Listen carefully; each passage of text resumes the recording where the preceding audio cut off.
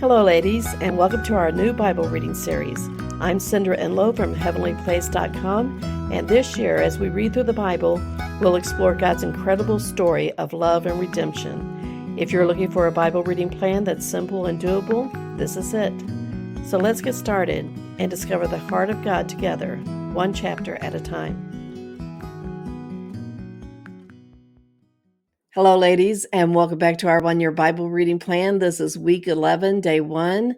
And in today's reading, Deuteronomy chapters 20 to 24, we're stepping into a world of laws about war, justice, and daily life as the Israelites continue to prepare to enter the Promised Land.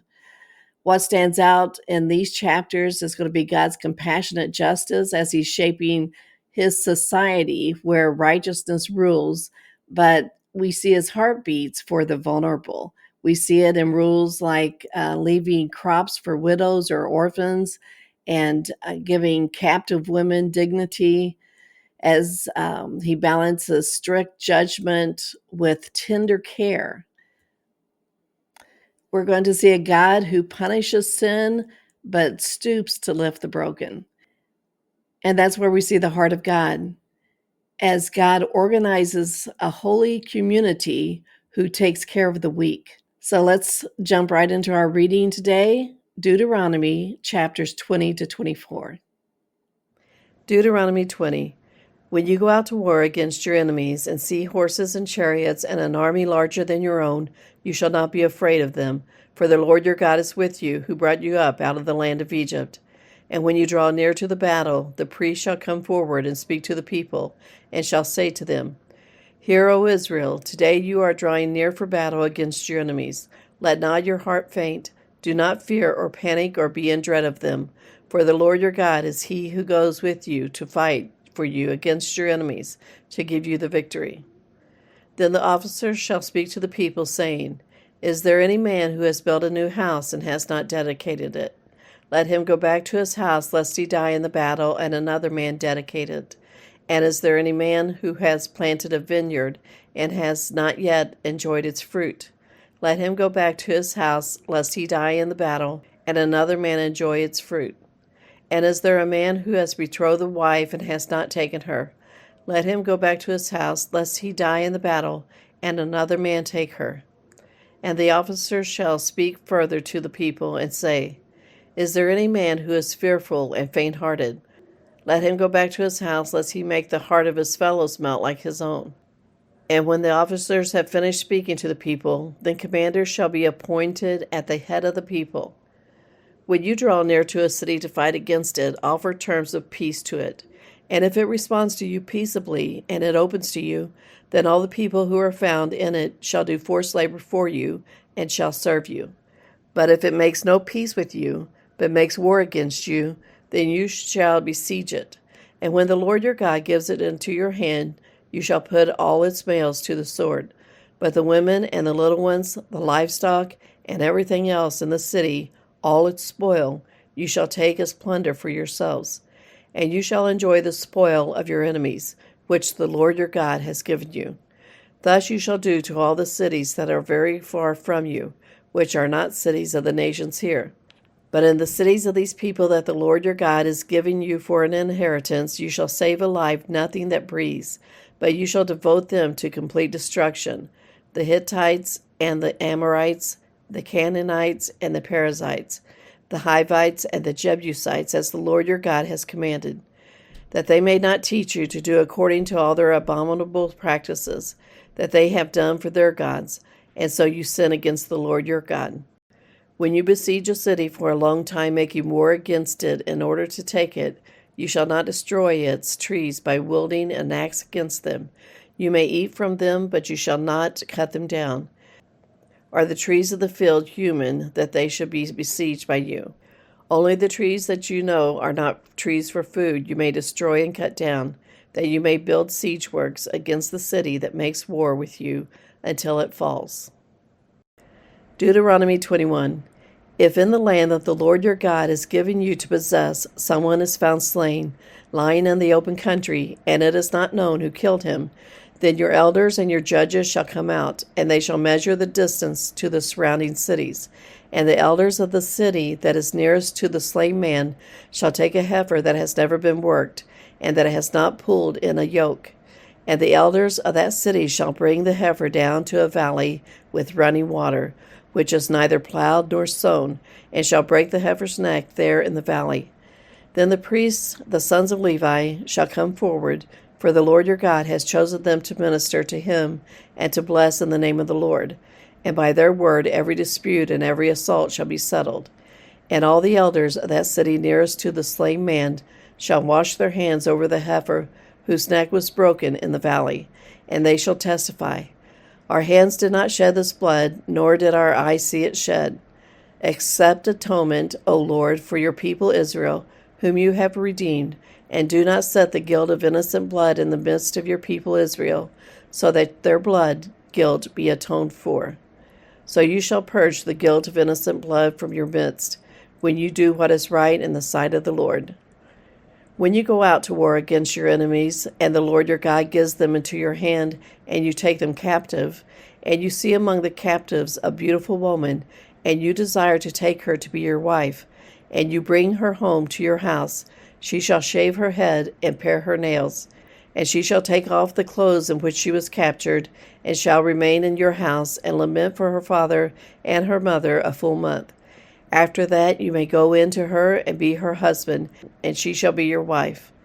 But if you no longer delight in her, you shall let her go where she wants, but you shall not sell her for money, nor shall you treat her as a slave, since you have humiliated her.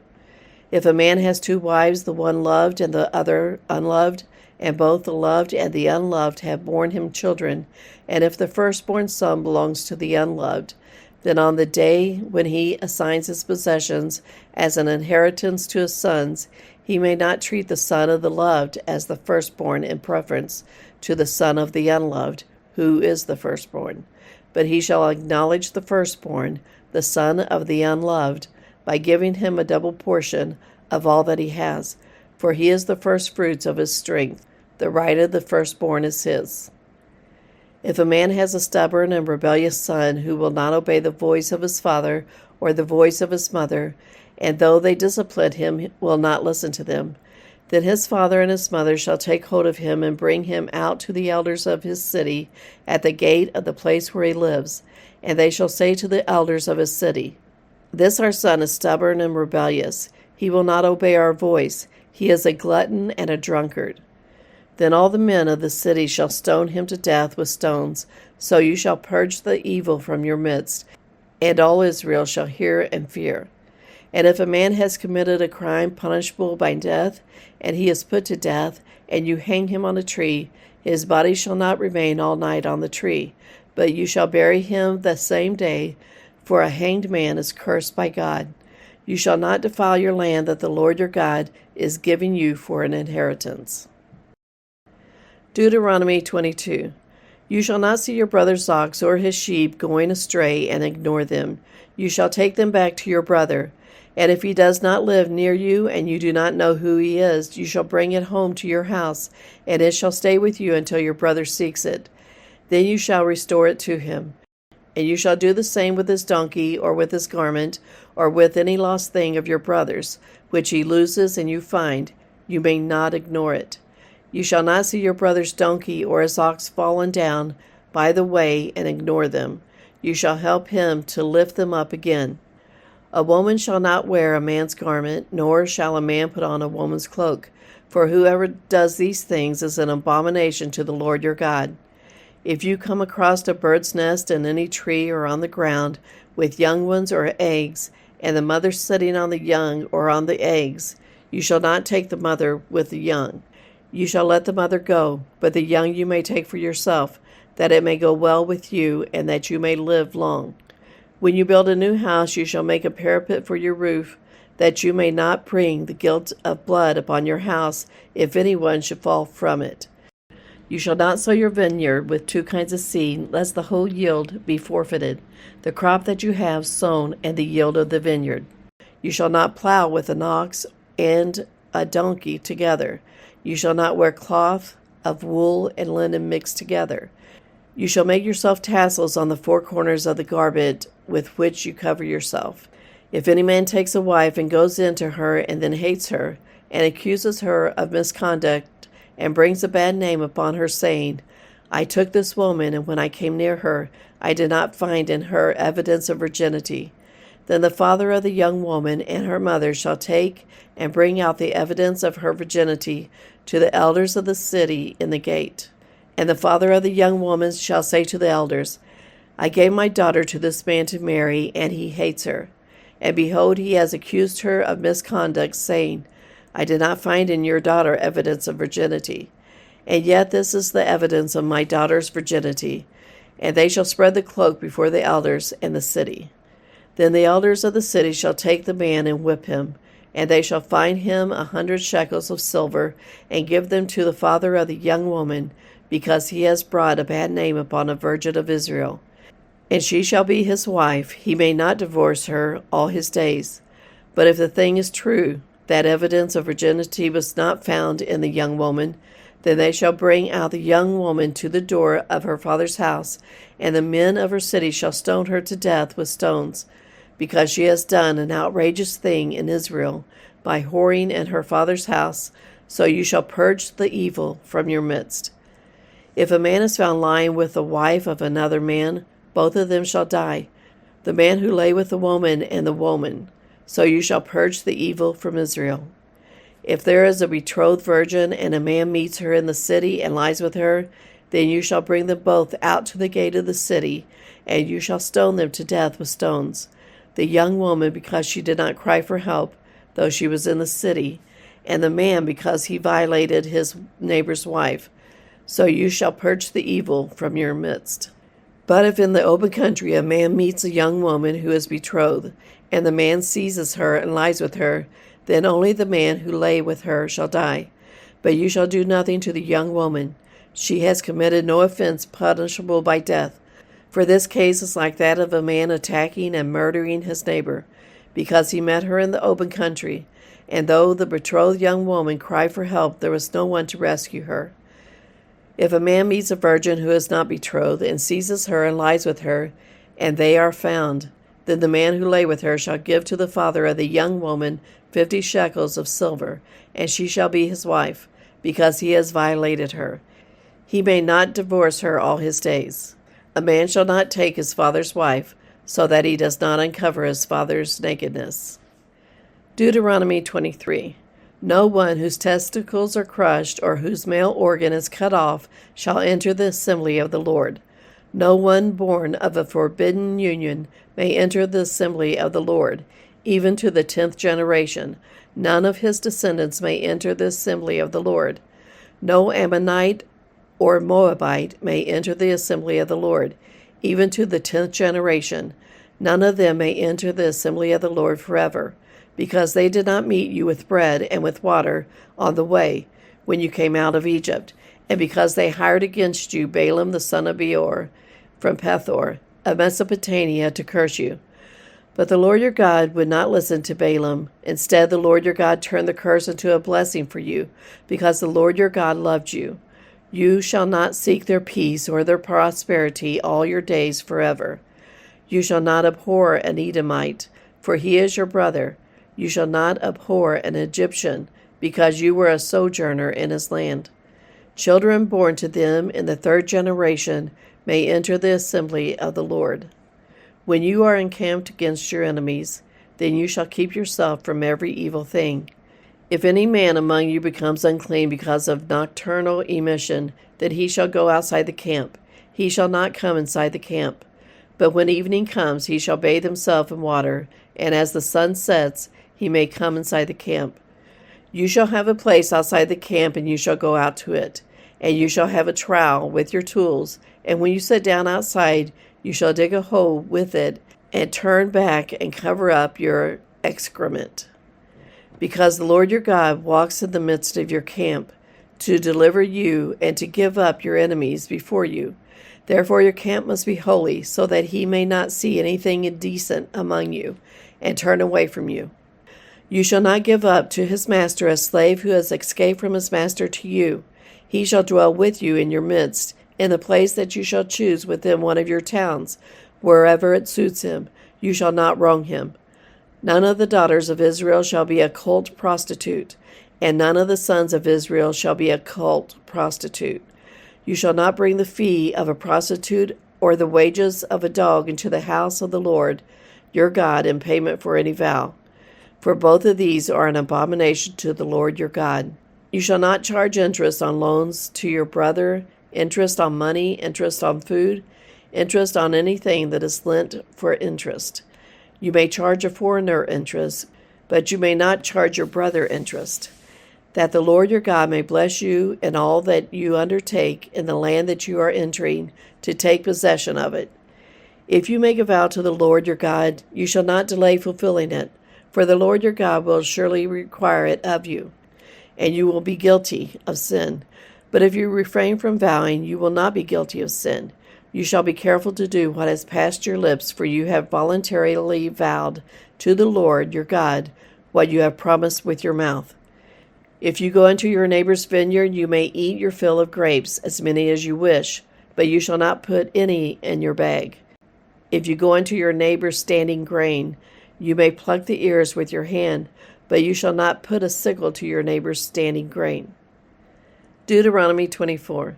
When a man takes a wife and marries her, if then she finds no favor in his eyes because he has found some indecency in her, and he writes her a certificate of divorce and puts it in her hand and sends her out of his house, and she departs out of his house, and if she goes and becomes another man's wife, and the latter man hates her and writes her a certificate of divorce and puts it in her hand and sends her out of his house, or if the latter man dies who took her to be his wife, then her former husband who sent her away may not take her again to be his wife after she has been defiled, for that is an abomination before the Lord, and you shall not bring sin upon the land that the Lord your God is giving you for an inheritance.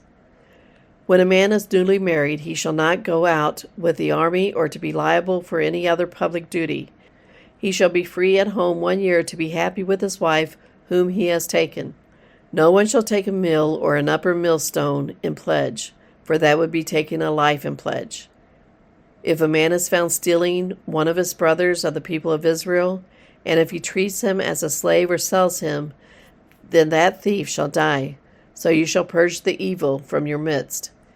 Take care in a case of leprous disease to be very careful to do according to all that the Levitical priests shall direct you.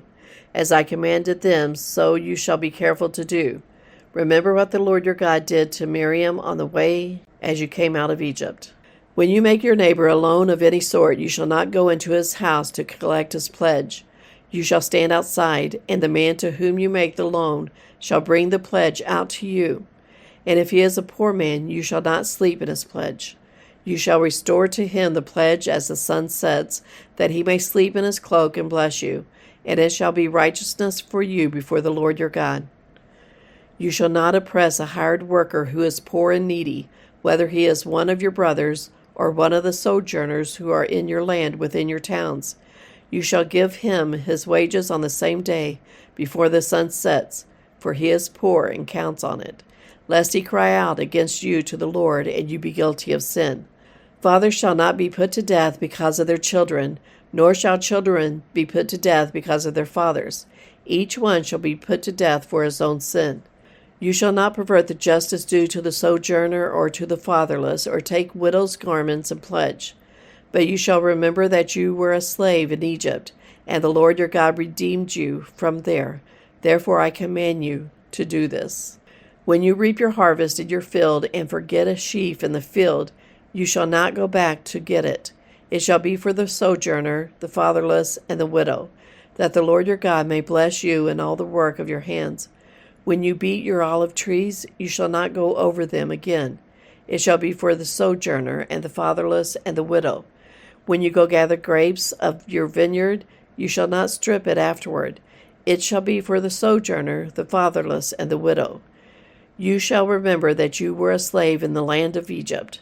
Therefore I command you to do this.